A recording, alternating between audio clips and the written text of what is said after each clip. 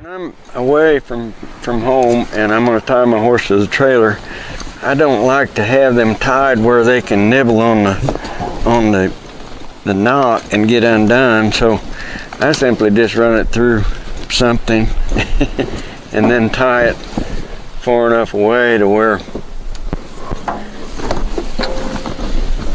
that horse anyway can't untie himself.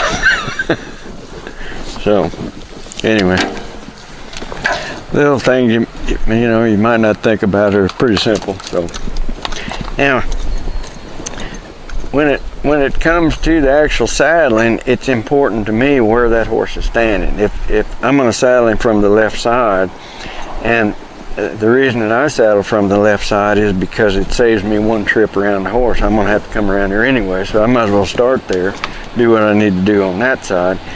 Now, if that horse was along the wall over here, I'm gonna not walk up in there. I'm not going to trap myself up against the wall or the trailer and my horse. I don't care how gentle he is. I'm not going to step into a trap that if he would happen to get tight on that leader rope and start having to, in his mind, save his own life, pulling back, if he, sometimes horses do, then I don't want to be up there in the firing zone. So I'll go ahead and get a saddle.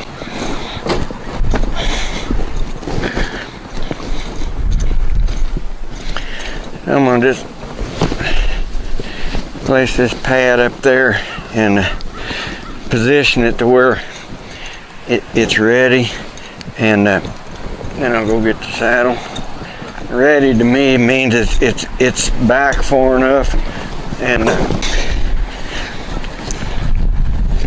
you can saddle from the right side. It might be easier, especially if you're right-handed. But I just sort of tuck my saddle up underneath my arm like I'm carrying books. If you notice that the saddle horn is going out away from me, and I've got it sitting on my hip, and I'll take my right hand and place it here. My left hand is right back underneath the cantle, and then I can walk up beside this horse and let him know I'm here. So I'm not surprising this horse by just tossing the saddle up there.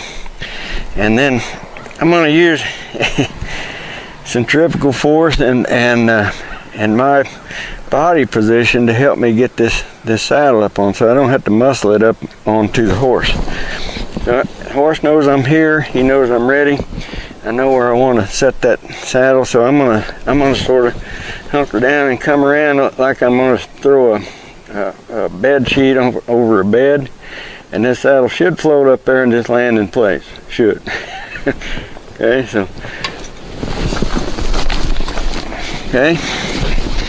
anyway, that's probably the smoothest way of placing these heavy saddles up there that I know of. Once I get it up there, I'm gonna make sure it's in the position I want.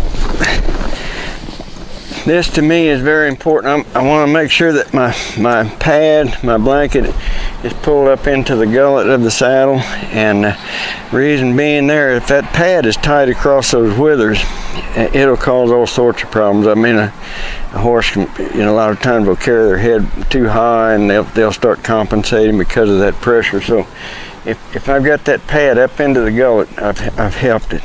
Now I position my girths up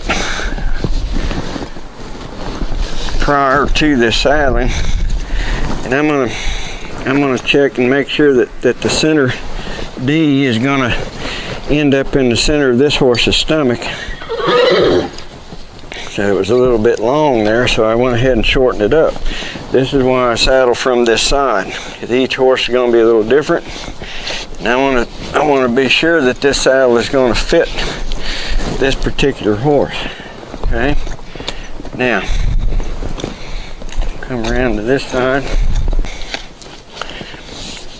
This latigo, when I took it off the last horse, I placed it in a way to where it won't come down when you're transporting the saddle. So I'm going to take that tie loose, and I'll reach for the girth. I think it's important to reach for the girth with your left hand. it probably doesn't matter a whole lot on these broke horses, but if you're reaching under there with your right hand on these colts that aren't ready yet, you're asking for trouble. So, but with my left hand, it's against the horse's arm, and when I get a hold of the cinch and I come back, I just simply replace my arm with the girth.